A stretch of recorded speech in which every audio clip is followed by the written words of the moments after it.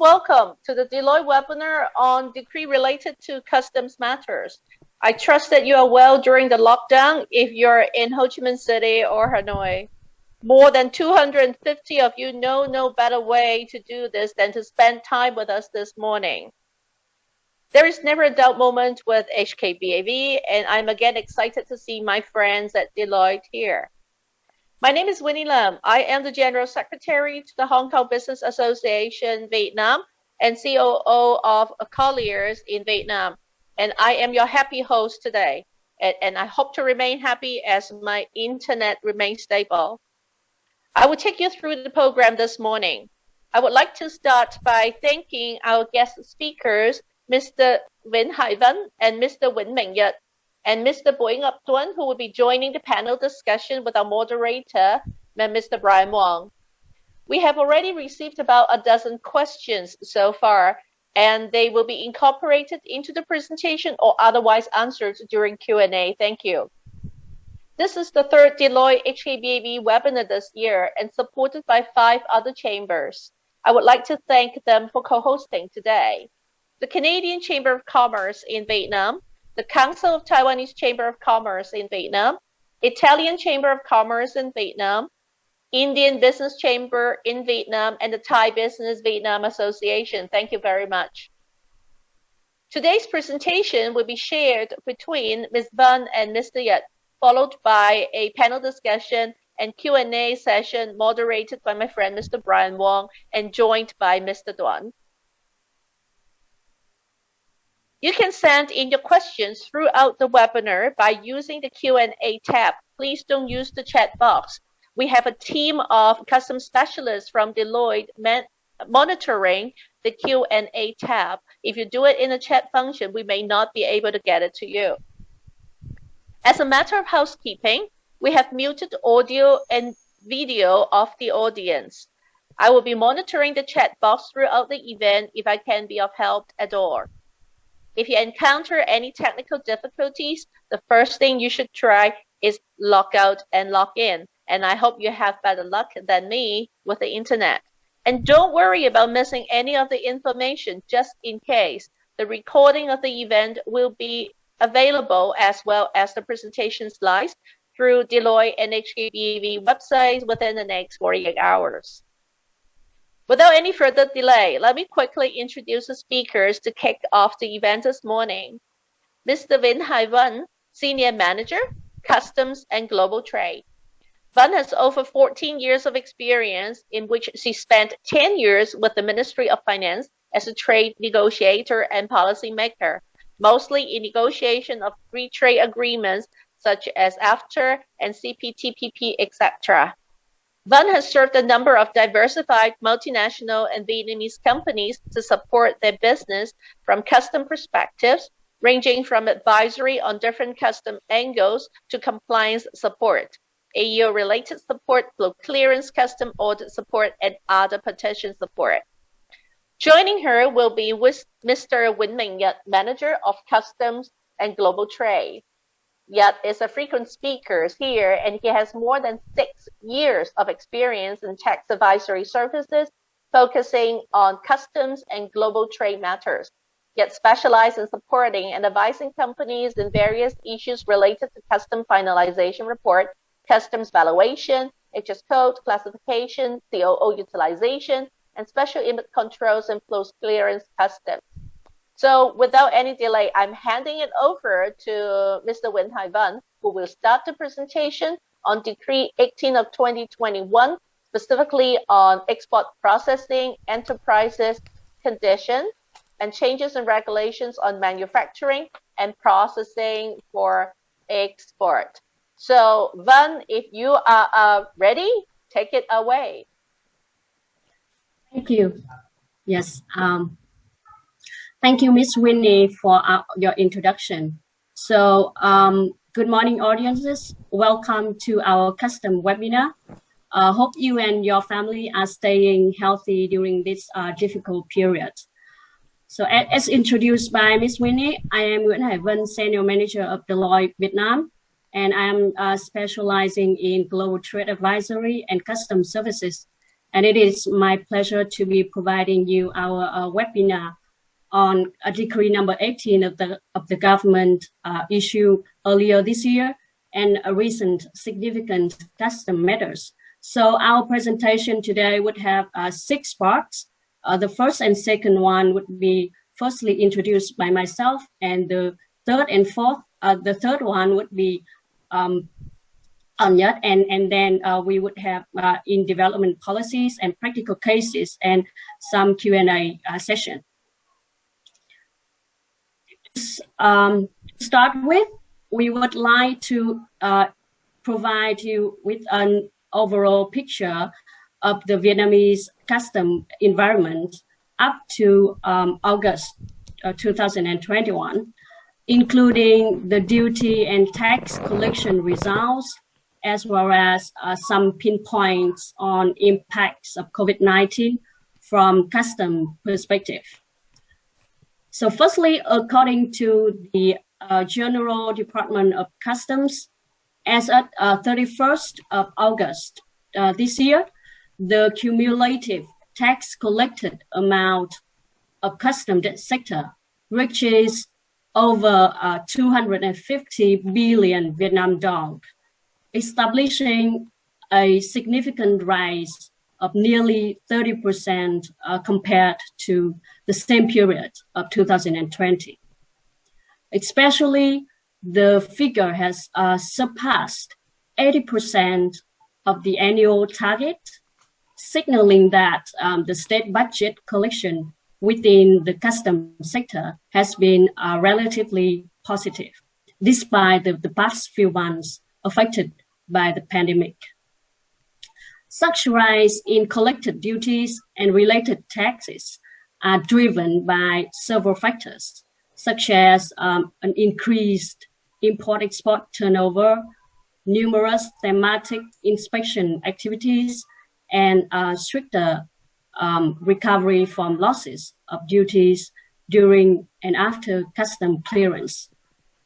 In addition, the statistics have shown that the increase is mainly derived from importing steels, CBO cars, machinery and equipment, and materials for production. Also, it is our observation and experience that custom authorities have been recently placing focuses in post-clearing audits of PCA on export processing enterprises, contract manufacturing or toll manufacturing enterprises, and trading enterprises as well. Therefore, in case your company falls under those categories, we suggest that you should be aware of the risk and implement appropriate actions to minimize the custom duty liability in the near future. I will present the custom audit trend in the last section for your information. Now, despite the aforementioned positive state budget collection, as we have already known, the spread of COVID-19 pandemic has significantly damaged the Vietnamese economy. And as of September, Vietnam has recorded over 500,000 COVID-19 cases across the nation, resulting in highly restricted movements of goods as well as citizens. Thus, the import and export activities of companies across the country have been hindered, especially in large ports like Cát Lái in Ho Chi Minh City or some borders of Vietnam and China. The adverse impacts of COVID-19 are demonstrated in various forms. For instance, we have observed a sharp decrease in import and export turnover in a number of industries, a slower delivery of goods, while the cost of storage and loading or uploading goods have surged, interrupting supply chains of enterprises. Such interruption has resulted in a lack of materials and fuel for production, and thus, along with insufficient human resources due to social distancing policies, make it incredibly difficult for enterprises to survive in the market. In practice, it is our observation that small, medium-sized, and also numerous big manufacturers have been put into serious danger due to their inability to produce goods and unaffordability of COVID-19 prevention-related costs. Realizing the challenges faced by businesses, the customs authorities have developed and issued policies in an attempt to support domestic companies in overcoming this difficult period. The assistance includes developing a quick response team to solve custom-related problems, allowing enterprises to delay submitting their originals, including certificate of origin and other documents, in the custom dossier, as well as temporarily stopping custom inspection and audits in several locations. As the pandemic might still continue to grow and spread within Vietnam, which we hope not, we believe in the near future, custom authorities will provide further supports in various forms with a view to maintain and recover the import and export activities in Vietnam in this year and the coming years as well. So Deloitte has recently delivered our alert on supporting policies of the government to enterprises in COVID-19 situation, including tax and custom policies. And we hope that you have received and read through, and if not, you can refer to our Deloitte website for your information. And we hope you can maximize the benefits from that. And now I would like to give floors to our manager, Nhất Nguyen, for his sharing on the main points of Decree number 18, 2021 of the government to amend some articles of Decree number 134, 2016. Yeah. Thanks, Stephen, for the sharing. And good morning, everyone. My name is Nhất, Custom and Global Trade Manager at Deloitte Vietnam in Ho Chi Minh City office. Thank you for spending your time today to join with us in this webinar. In this session, I am going to share with you on the update of custom regulations issued in 2021. In 8 months of 2021, there are several important custom regulations that have been issued in Vietnam. And one of the most important regulations, and also having lots of attention of the companies, is Decree 18. The Decree 18 was issued by the government, guiding on import and export duties. This decree also has been effective since 25th April this year. In the decree, there are several important provisions, including a guidance on outsourced processing, guidance on inland import and export activity, and guiding on conditions to operate as export processing enterprise, we normally refer to as EPE. These provisions are located at Article 10 for good import for export processing, Article 12 for good import for export processing, manufacturing, and Article 28A, the guidance on EPE conditions.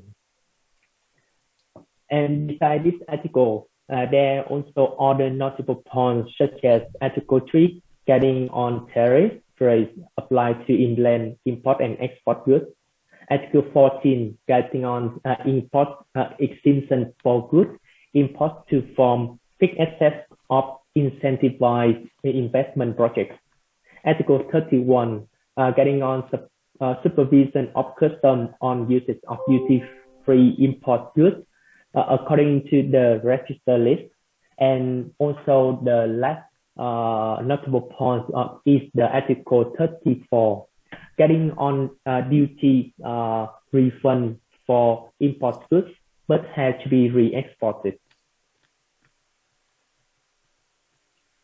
After Decree 18 have been come into effect from 25th of April, General Department, we often call GDC, have received a lot of questions raised by companies and associations relating to the applications of Decree 18.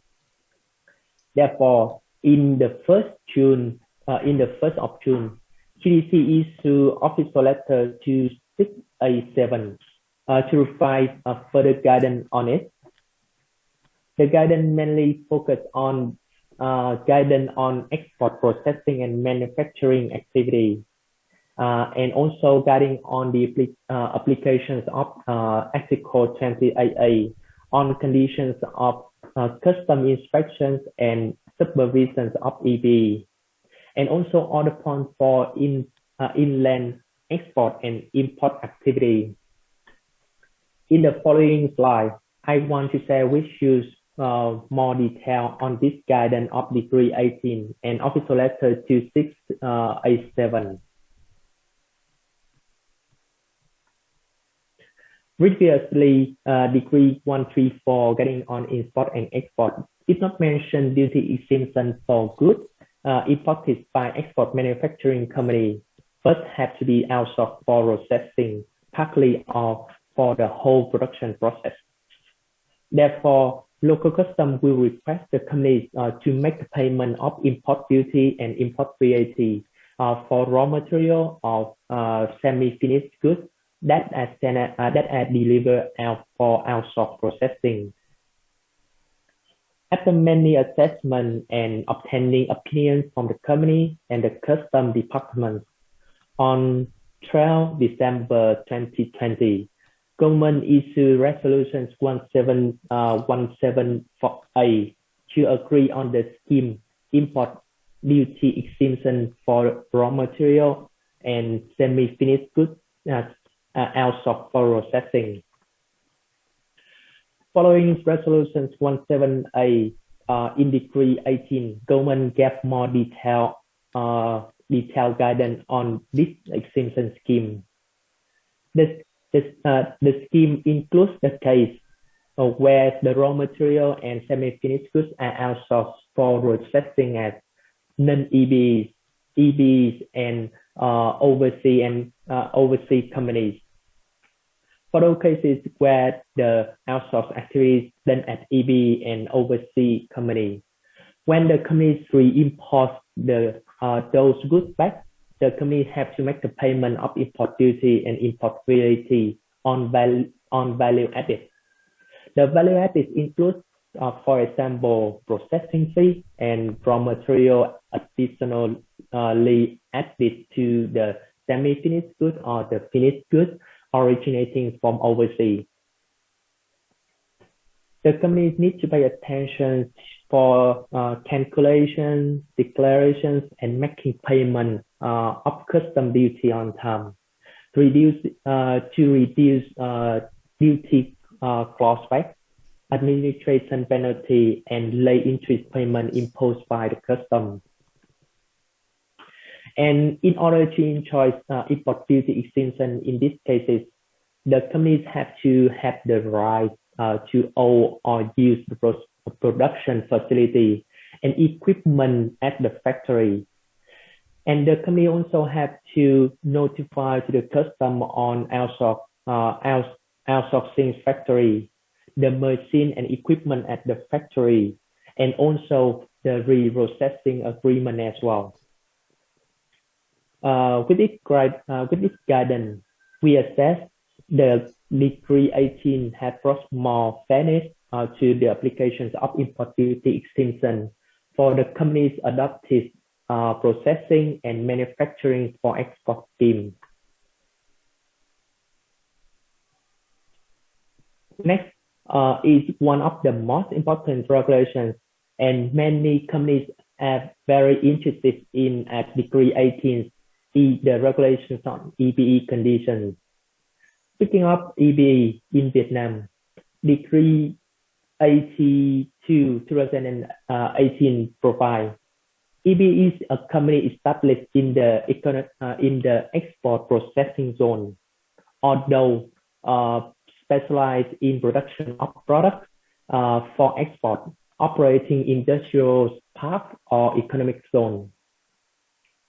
Additionally, Decree 18 supplement that EBE needs to meet further conditions, such as the first condition, the EBE needs to have friends separate EBE from outside. The second condition is EBE needs to have the cameras that can observe goods go in and out of the EBE 24/7 at the company's gate and at the storage location. This camera have to be connected with the custom for their inspect and also super the goods going in and out of EBE. And also the image of the camera also have to be stored for 12 months at least. And the last condition for EBE is the company also has to have the software to manage the goods, the imported goods that are not subject to import duty, in order to prepare finalization reports as required by custom regulations. When these conditions are met, the companies can enjoy the benefits applied to EBE since the day the companies receive a license, showing the companies at EBE. In the slide, we list down the three situations where one company can obtain for the EBE status. The first situation is where for the companies they are going to establish in Vietnam. When submission of the applications for a license at the licensing authority, the companies will need to attach the document giving explanations on its possibility to meet the conditions. The licensing after that have the responsibility to send that document to the license to the custom to obtain their comment before issuance of the license. After completion of construction of the factory, and the custom will conduct a physical inspection at the factory to understand whether how the company qualify for EBE condition. If the companies have not met the EBE condition, the companies have 1 year from the day the custom issue the first written notification, notice to complete it. In the second situation, for those companies who want to convert from non-EBE to EBE, the licensing authorities need to obtain a written opinion from custom on qualification of EBE conditions of the company to provide custom comment opinion to the licensing authority. The custom they will conduct the checking at the company office, at the company factory on the qualification of the company, and then they will give the written comment and confirm to the licensing authority for the licensing authority issue the license. And the last situation is where those companies who have been and are currently EBE, the companies will have 1 year period from the effective date of the Decree 18 to complete the conditions as regulated. When being notified by the company, the custom will conduct physical check at the factory and at the company office. And for more than 1 year from the effective date of the Decree 18, if the companies had not met the condition, the companies will not be able to apply the EBE benefit from the day of expiry of 1 year period. However, after that, if the companies meet the condition, the benefits to EBEs will be applied to the companies. We suggest the company need to know where the company can fall into one of the three situations to prepare the document, explanation, and to follow the process to obtain or maintain EB status. And in this slide, I want to share with you in the regulations on inland import under export manufacturing scheme. In middle of July this year, CDC issued further guidance on the export manufacturing scheme, in which CDC provides three following scenarios.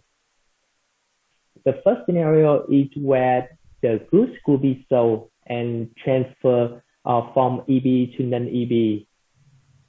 The goods could be in the guidance. CDC give opinions that the goods could be entitled to import duty exemption.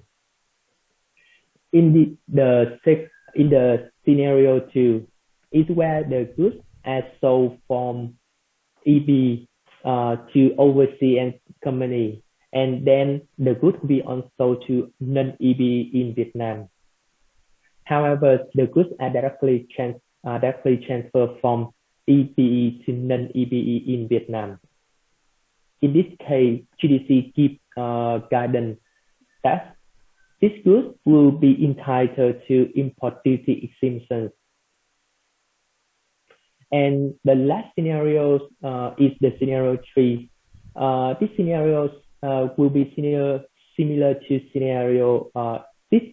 Scenario 3 will similar to scenario 2 in sales transaction. However, the goods are delivered from non-EB to another non-EB in Vietnam. The importers will have to make the payment of import duty at the time of importation. After the importation, if the company uses the duty-paid goods for manufacturing and then export the product, the company may apply for the refund of import duty at customs. We think that Decree 18 and its official letter have provided many important guidance on import duty, import and export duty as well. To enjoy the exemption benefits, the company needs to follow and maintain the conditions and regulations. This is the end of my sharing today relating to the Decree 18. Next sessions we will be back to Bun to hear provide us further on recent custom audit trend and in development policy. Hi, chị Vân, back to you. Thank you, Nhất. Thank you, Nhất, for the comprehensive sharing on Decree number 18 of this year. So that's our updates on the highlights of Decree number 18, 2021, and some guidance of GDC on the implementation of the decree. For the next part of the webinar, we would like to present our observation and experience on recent customs audit trends. In other words, what the custom authorities tend to concentrate on during recent post-clearance custom audits, or we normally call PCA, in order to give you an overview of which area might be at risk of being challenged. Normally, there are 4 main areas you can see in this slide that customs authorities focus when conducting post-clearance certificate of the first one, certificate of origin or CO, custom clearance, managing goods not entitled to duty, and goods policies. Notable specific areas of inspections are CO of exported goods, declaration of special relationship when performing custom clearance, as well as goods policy for imported used machinery and equipment. Also, for each of those areas, we observe that non-EPEs are generally supervised in a different, sometimes stricter manner compared to EPEs. For instance, the customs authorities tend to examine CO for both imported and exported goods of non-EPEs, whereas they focus only on CO for exported goods for EPEs. And as you may know, it is due to the fact that most of the goods imported by EPEs are not subject to duties, while non-EPEs can only enjoy duty exemption in certain cases. For example, imported raw materials for export, processing, or manufacturing, or machineries and equipment imported to form fixed assets of incentivized projects, etc. In addition, custom clearance, customs valuation, and HS code classification of non-EPEs are tested along with other important factors that are examined on both EPEs and non-EPEs. For example, the notification to the local custom authorities on the manufacturing facilities, on processing contracts and appendices, etc. Therefore, depending on the category of your business, thorough review should be made on different areas to ensure full compliance with custom procedures and custom regulations.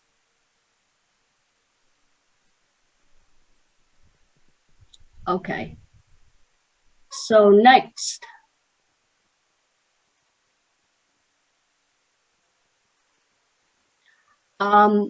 Next up, we have introduced the recent audit trend, and then we would like to illustrate how the Vietnamese customs regulations are going to look like in the next few months.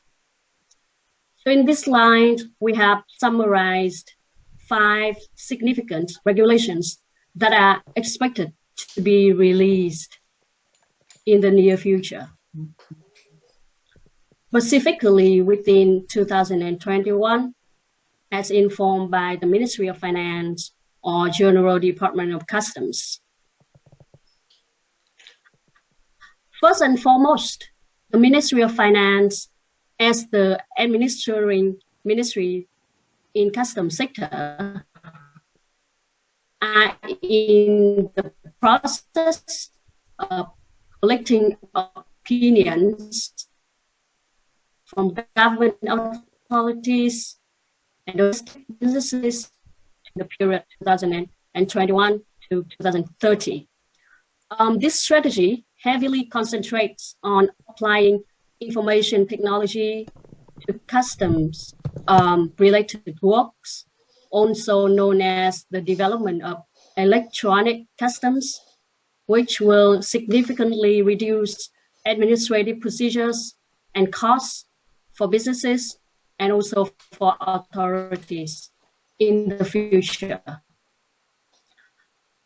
Just to share with you more, under the current draft strategy, we know it is proposed by the Ministry of Finance that new law on customs shall be enacted in the next decade.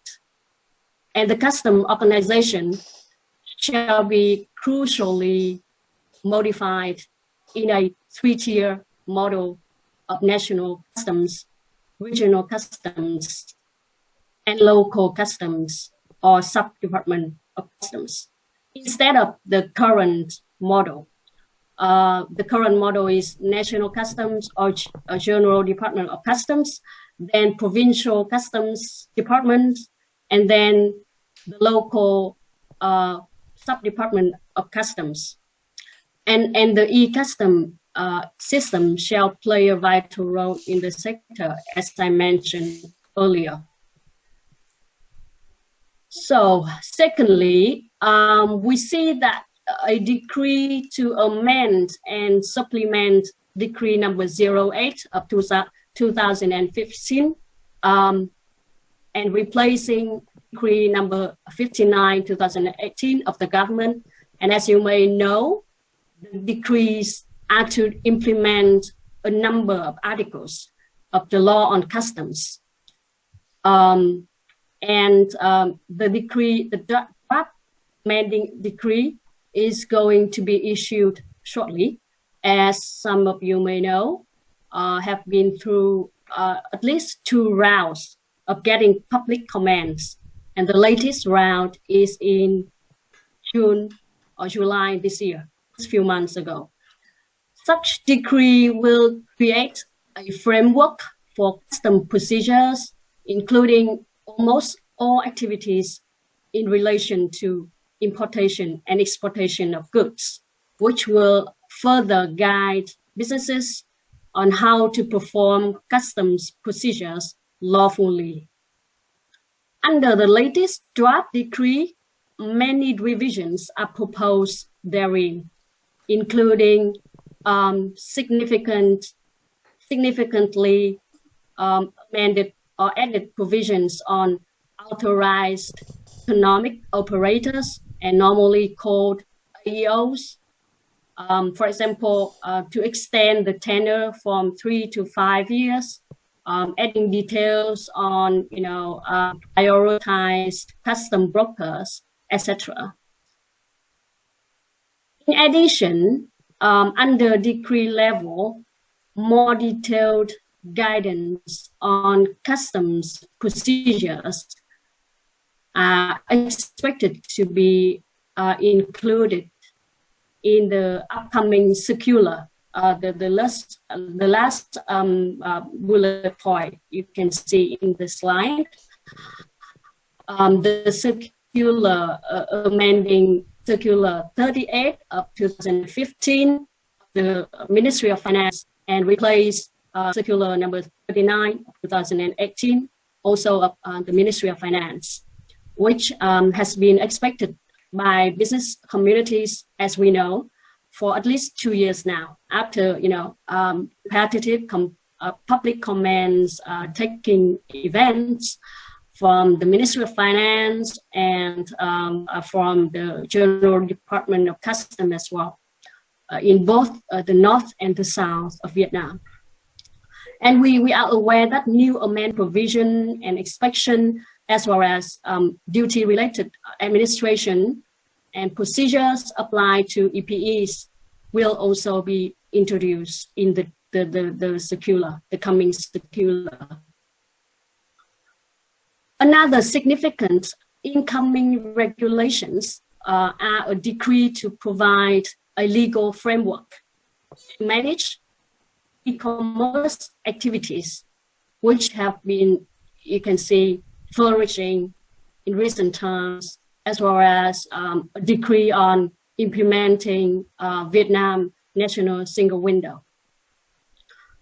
So that's basically the 5 coming documents, but one more document we don't put here, but it is going to be soon released, as we know, is the decree amending Decree number 57 of 2020 and Decree number 122, 2016, Decree 125, 2017, on the most favored nation tariff schedule, or we usually call shortly as MFN tariff schedule, with the main purpose of extending the application of duty incentive schemes for automotive and its supporting industries of Vietnam, and also revisions of some tariff rates both import and export ones.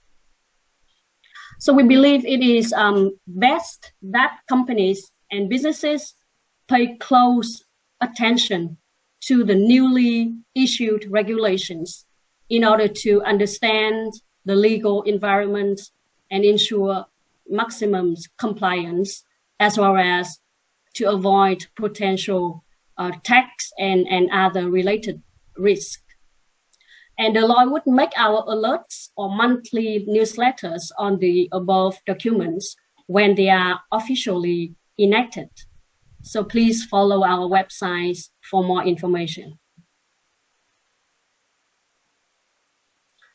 Right. So next slide, please. Right. So now we would like to share 2 practical cases that we have supported our clients in overcoming challenges raised by custom authorities. The first case is about our support for custom inspection at a factory of an EPE, an export processing enterprise, to revise its license to reflect new information, for example, the name of the general director, the new general director just moved in. During verbal discussion with customs, the company has been challenged on, the fences that had been set up since the company's establishment long time ago, and the qualification in general of 3 conditions provided in Decree No.18, as Nhật just shared with you earlier under Article 28A, just added in, before custom can provide commands to licensing authorities. So in that case, we supported our client to conduct a factory tour and understand the status of the fences, assist the company in preparation of explanation to customs on how the company's fences can meet EPE conditions to separate the company's areas to others and prevent goods from getting in out the companies without custom registration. And also we study the revision of the company's license and suggest next action to work with licensing and customs authorities at the same time. And for your information, it was a success, and our client got the revised IRC with no further challenge. The second case is our post-clearance custom audit, or PCA, assistant to also an EPE in 2019 for their 5-year period audit. And the custom audit team identified the inventory gap, both negative and positive, or you can also call it surplus and minus gap, exposing the company to duty clawback and the administrative penalty and late payment interest as well. So based on the company information and data and documents, we assisted the company in preparing the reasonable explanations for the inventory gaps, and supported in preparing explanation on the discrepancies to the custom audit team. And the custom audit team accepted the company's explanation, and consequently, we have successfully assisted the client to reduce the final exposure by 70%. Right. Thank you. So that's the main points we would like to share with you today. Thank you very much for your attention. And now we would like to move to the Q&A session. Thank you, Ms. Van. And thank you, Mr. Yet. Joining them today at the panel discussion, we're bringing out a heavy hitter. We have Mr. Boyang Tuan, Leader and Tax Partner Leader of Customs and Global Trade and Chinese Service Group.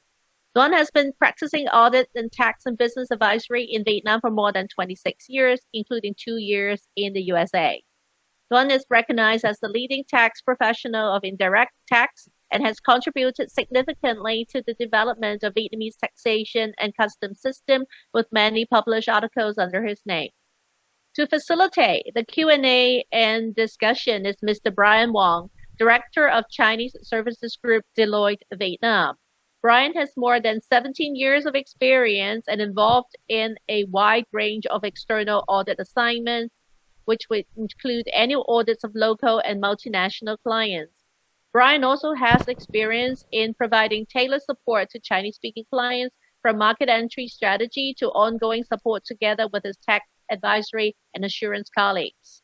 You may continue to send your questions in the Q&A tab, and any questions we do not attend to during the event will be answered via email if you provide an email address and don't ask the questions anonymously. So Brian, I'm handing it over to you for the next 10 to 15 minutes for your control, and hopefully we will be able to answer all the questions and be on time. Take away, Brian. Thank you. Thank you very much, Winnie. I think this seminar we bring a lot of like interesting points, and we got a lot of questions, especially on the EPE status. Let's start on like one, you're talking about like COVID-19 situations and the changes that the custom made during this COVID-19 pandemic. And how about like when talking about the signature on the on the supporting documents, is it necessary to still have the signature, or e-signature is allowed and accepted by the custom officer now?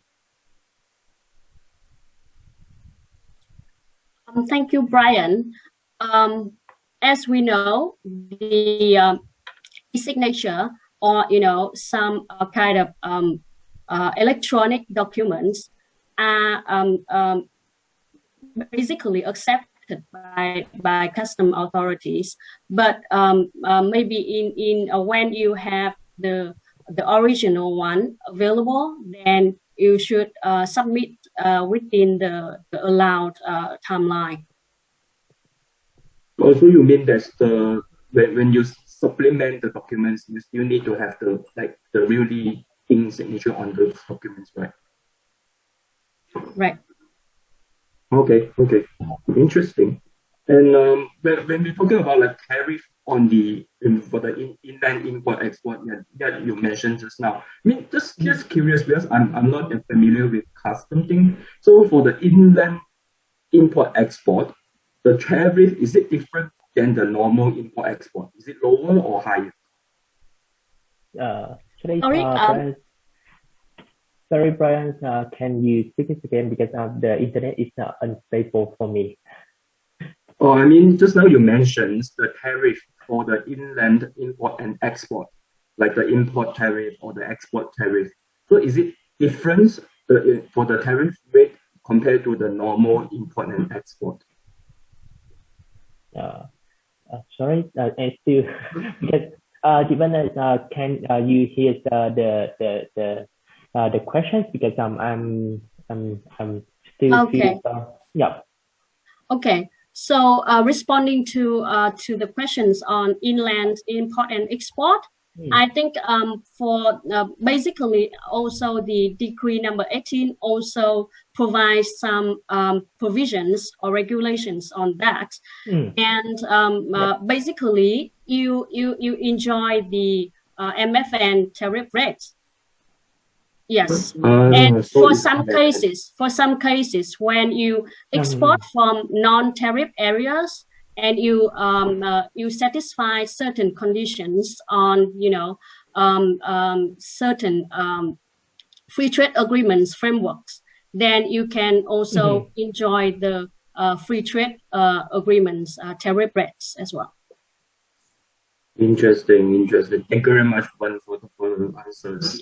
And if you don't mind, yet back to you that you mentioned about like outsource. If I doing outsource for another local company for the processing or manufacturing, and I need to notify the custom authority for the outsourcing company that I selected. So how frequent I should notify the custom authority? Like every of our order, or I can do it once a year? Is there any specific regulations on that? Oh, okay. So first thing is actually there is the guidance in circular 38 and 39 providing the notifications for the custom on the processing contract when the company is engaged into with the a processor for process the product. First thing before to conduct the send out of the raw material to the processors, the company also have the processing agreement. And at that time, before when you have the processing agreement, you also have to notify to the custom on the agreement, and also notify the locations of the factories of the processor as well. Whenever the company and the processor have any change in the agreement, or even the appendix as well, the company also have to notify again to the custom authority. It sounds like every time there's a changes, so I need to notify the custom officers. Yes, that is the regulation. Okay, that would be quite troublesome, right? No worries. I mean, we're just talking about the regulations here. And maybe it's our honor to have our custom leader here, Mr. Tuan, today with us. And it is very abnormal that a leader will join us during the webinar like this one. And we're talking about EPE conditions, and we receive a lot of questions about the specifications for the camera, or specification for the fans, or even though the software to use to manage for the movement of the goods. So is there really any specifications that are issued by the custom officer now? Just people are like quite panicked or confused now. I don't know which CCTV I should install, whether meet conditions or not. What's your opinion, Mr. Tun? Okay. In fact, actually, one of the questions raised in the Q&A box, I mean, it's quite similar to what Brian just mentioned, and I already replied. But you know, for the benefit of everyone, I would like to share with you some information. You know that the EPE is required. Because you know under the import export incentive scheme, all materials imported by EPE and then exported free of duties. So it is very important for the custom authority to supervise it, or to make sure that no duties are missed. And that's why one of the among the few requirement, physical requirement is the hard fan, so that no one can jump in, jump out to take away the goods. And also for CCTV, the surveillance camera system, it is also for the purpose that the movement of physical inventory item will be under control. That's why in the general requirement, it just states that the CCTV system must be placed at the the check-in, check-out point of the inventory, and also within the different locations in the warehouse, to ensure that all of the movement of the inventory item, especially for the duty-free item, will be under control. So there's no specific there's no specification of the CCTV system, because it really depends on the actual situation of the company under the assessment, and also the infrastructure of the local custom authorities, because one of the requirements is to get connected with the custom authority system, so that they can open and do and access to the system to supervise the movement of the inventory item anytime. But that's the ideal situation. Based on our experience working with some companies and also the custom authority, it requires that the CCTV system, the recommended specification for the camera itself is at least 2K resolution, which means full HD, so that they can see it quite clear, and at the check-in check-out point where the truck coming in coming out, and it should be shot up the the whole area, and they can recognize the plate number of the truck, etc., something like that. And so depending on where the company placed the camera, the local custom authority will review it and see whether it will satisfy their requirement of supervising the inventory movement. So that's why in Decree 18 it's only say the general requirement, and it will be customized depending on the actual situation and the conditions of the local custom authority and the company. So as a company here in Vietnam, like just now you mentioned your experience when dealing with the custom officers. So if I'm going to like apply for the EPE status, is it necessary for me to hire a consultant like yourself to make sure that I meet all the conditions, or it's easy for me to do it myself? Well, technically, the company can handle it by itself, and handle the preparation, and to prepare for the qualification. But it is recommended that they should use external consultant like Deloitte, because we know the requirement, and we also have experience supporting other companies in do the assessment for the EP qualification, and certainly it will save more time and cost for the company using the external consultant. Interesting point. This is very important. If you don't know, check with your consultant, and then come to us, Deloitte. Just checking for the another question is on the software management for the movement. Like, is Excel acceptable, or I need to have a very high-tech software?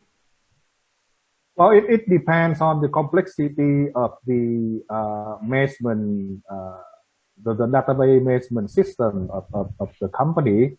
But based on our experience, most of the export manufacturing company or EPE company, they do manufacturing, different kind of products, and that's why they use the quite complicated ERP system.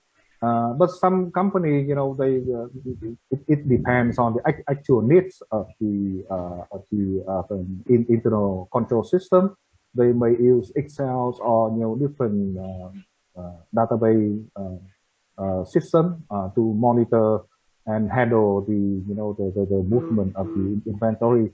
From a custom supervision perspective, it is the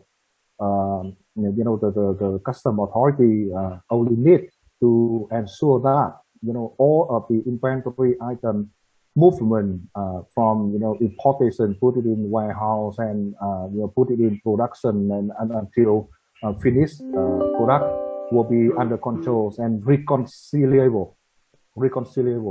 So if the existing ERP system may not be able to handle some of the stages during that production process, then they can use different database system to support, to connect from the previous stage to the next stage, so that at any point of time, any internal control point, if it is required by the custom to prove the movement and how this mix from the raw materials to the finished good, then the company can show the data how it is built and recorded in the system.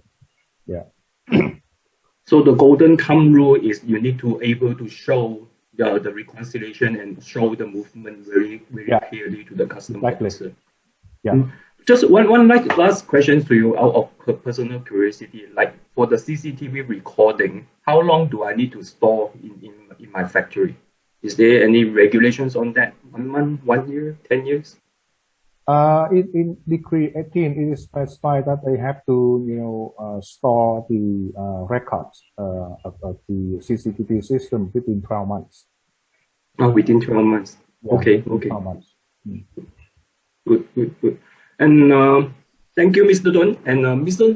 Yeah, like just check with you for when I applying for the EPE conditions, and during that period, and when I have not received the custom officer approval, then is it can I still enjoy the import-export exemptions during that period? Like I mean, during my my setup stage, my incorporation stage. I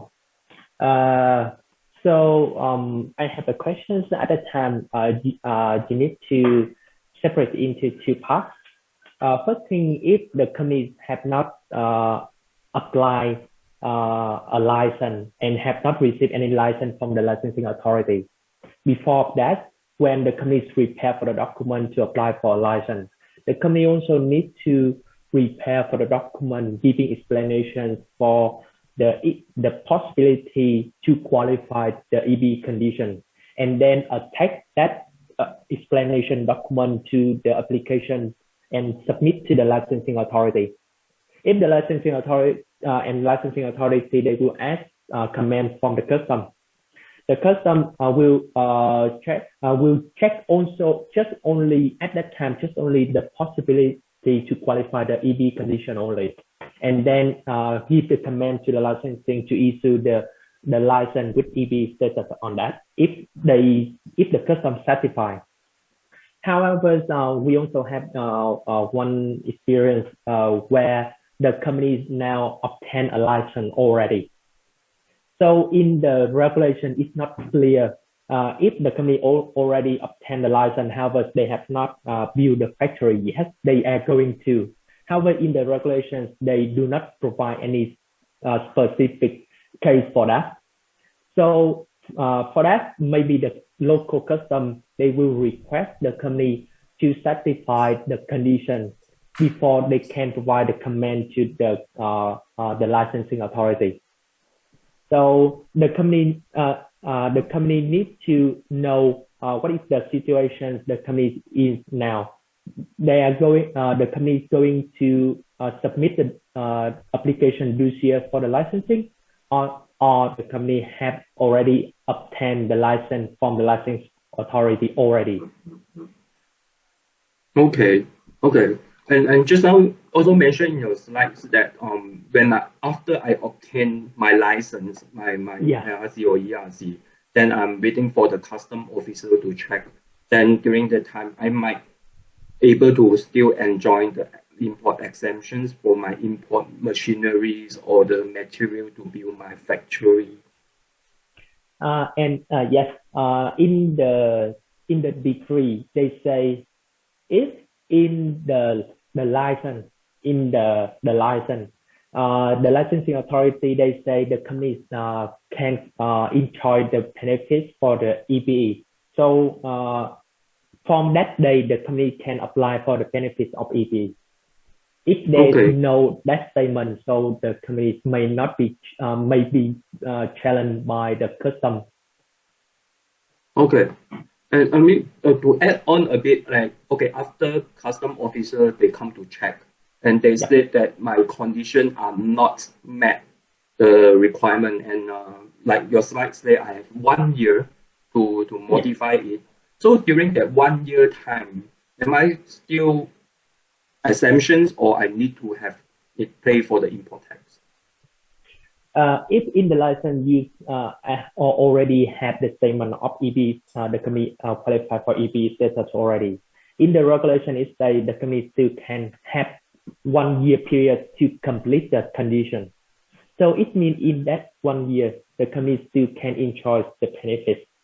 However, after the 1 year period, if the companies cannot, so the duty collection might be challenged by the custom interest. So you means that after 1 year, if I still not meet the conditions, then they will come and recall for the import tax and the late payment interest and penalty. Yes.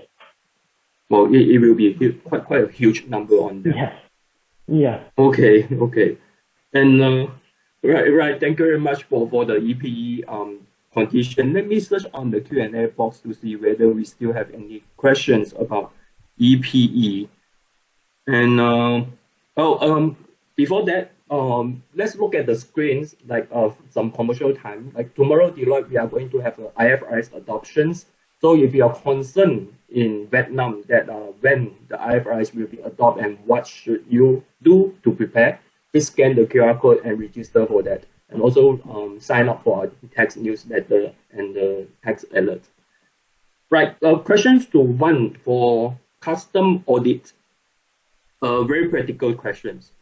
Like my company have been set up for a long time already, and it is not possible for me to reconcile between my inventory and the custom gap because of the snowballing effect. There's no way I can reconcile. What should I do? Thank you. That's normally questions that we receive from many clients also. Right.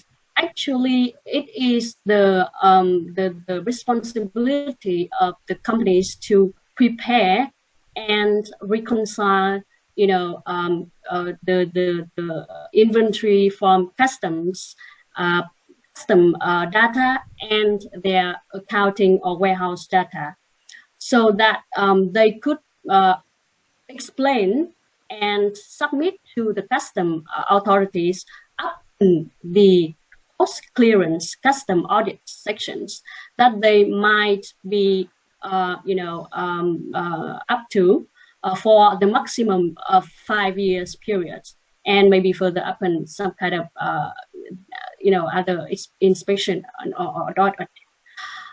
So it is advised that in case you cannot do it, then this involves some consultants. For example, like Deloitte Vietnam, we also have strong credentials and expertise in this area, and we could help, reconciliation and also find the track records and so on and so forth, for you to realize the different reasons and causes, and also to prepare the explanations as well as supporting documents for such discrepancies, if any, or the we also call it the inventory gap.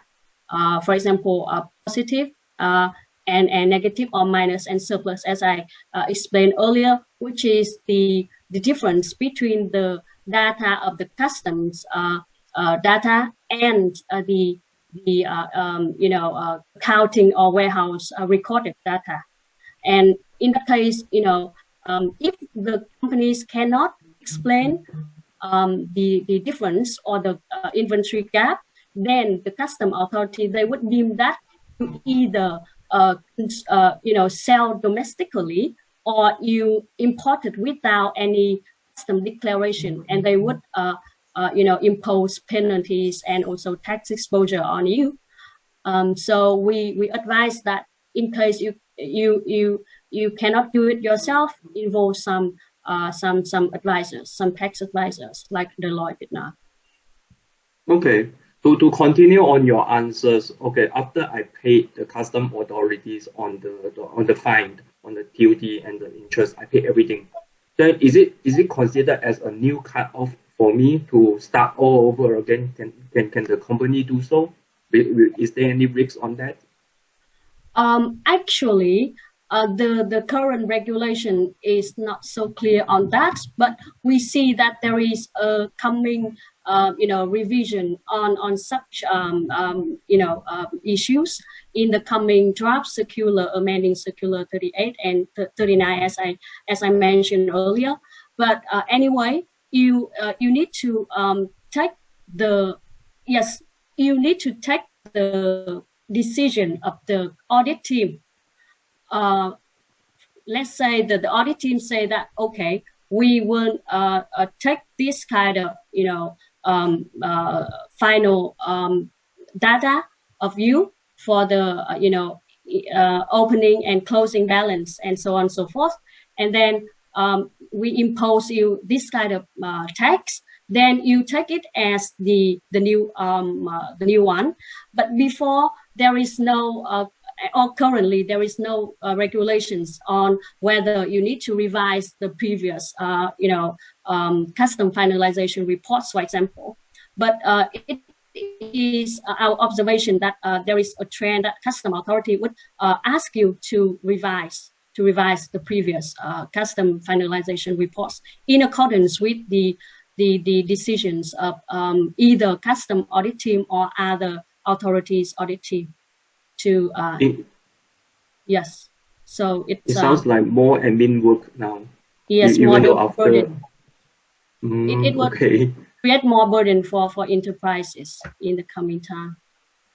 Right. Stay tuned and follow up for the draft upcoming decree or circular on that. And yes, there's a questions about the documents required for the inland import-export. For example, I'm a Vietnamese company, and my customer is an overseas customer, and they ask me to send the goods to another Vietnamese company, is either EPE or non-EPE. So what kind of supporting documents that needed? Is it the commercial invoice is okay, or the purchase order is okay, are accepted? Right. Maybe, I don't know, Van or Mr. Yap, you can address on this. Thank you, Brian, for the questions. For these questions, we also have asked by many companies, as they want to understand what is that document currently available as sufficient, as mentioned in the decree and the request in the Decree 18 or not. And after we based on the Decree 18, there is no definitions of the document requesting the delivery of the goods in Vietnam. They just only mention there is a request for that, however, there is no definition. So, however, in July, GDC provide their view that commercial invoice or purchase order cannot be considered as the document requesting delivery of the goods. So normally we observe when registration on inland export declarations, the exporters need to supply, and also the custom also request the company to provide such documents. So I think my response also address your question, Brian.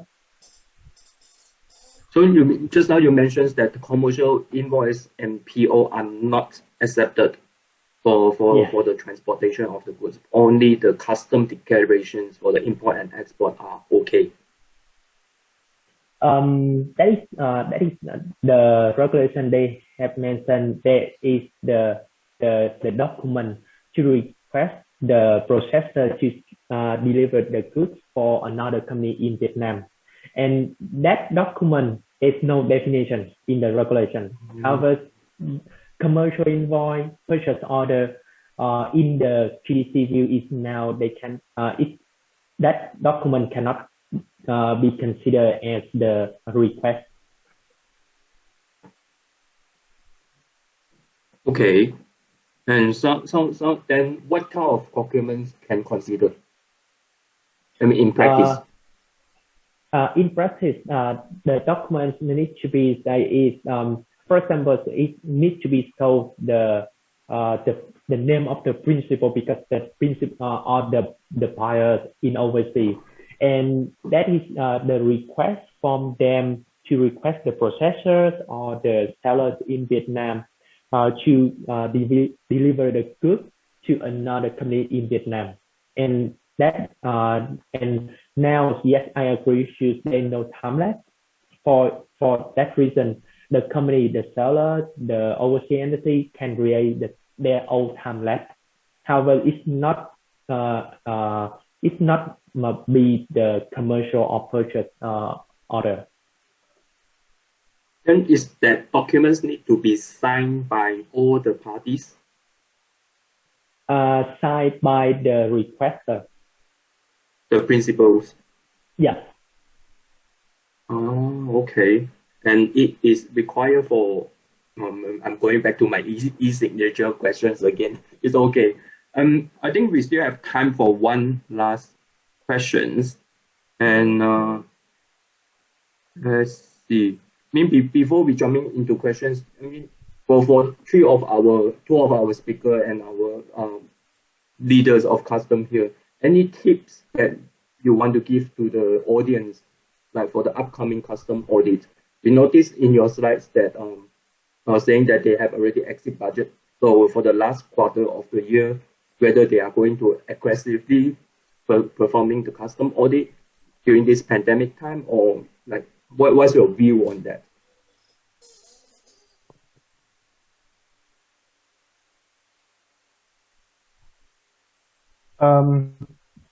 I think that it really depends on the experience of the individual company having with the local custom authorities. So assuming that the company already have post custom audit recently, I mean within last 2 years, and there's no changes in terms of the operation model. For example, EPE, non-EPE, or in-land export, or local processing, outsourcing, stuff like that. Then the level of risks may be less than the situation that if for the last 5 or 3 years, the company has not received the post custom audit. And the operation is complicated, and there was some sort of indication of the risks in terms of the inventory reconciliation system for the company in the past. And by doing self review, there could be also worries or concerns about the internal control system that the company may not be able to handle all of the full reconciliation process. Then it is suggested that they should do more careful review of the system, or maybe request external consultant to come and help to do review the compliance, especially the inventory management system, to prepare for the coming post custom audit. Because per our understanding,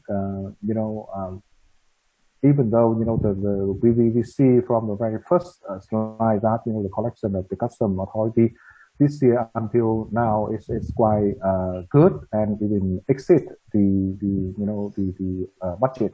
But they still anticipate that the difficulty in collecting import and export duty is still getting tougher and tougher, and they just got luck during last 2 quarters for some incident or abnormal transaction in especially for the increase of the crude oil price, and so they are still under process to develop more stringent regulations and post audit plan and things like that. And because within this webinar today, we are not able to share a lot more other issues involving the trading process or the cross-border transaction.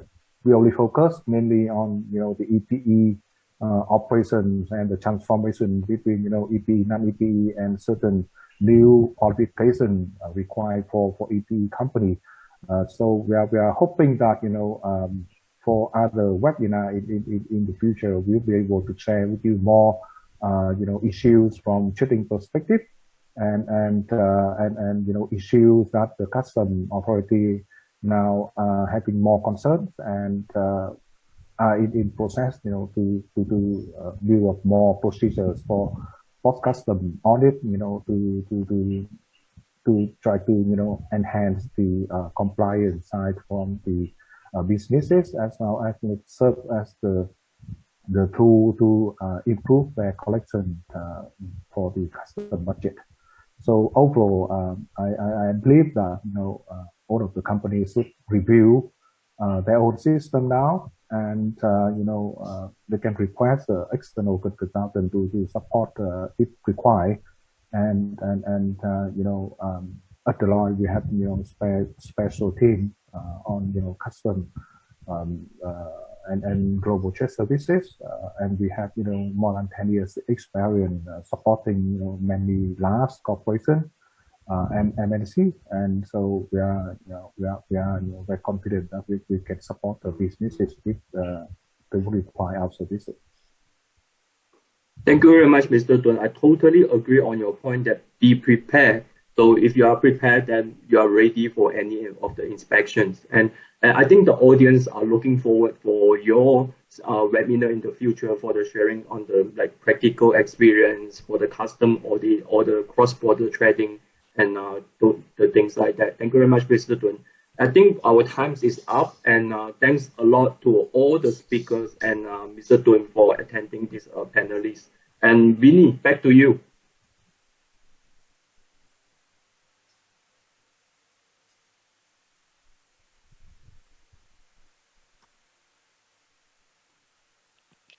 Thank you, panelists. Looks like this is a very busy morning. We have seriously overrunning, but it looks like we still have 100 people with us. Maybe we should consider having a follow-up session for this.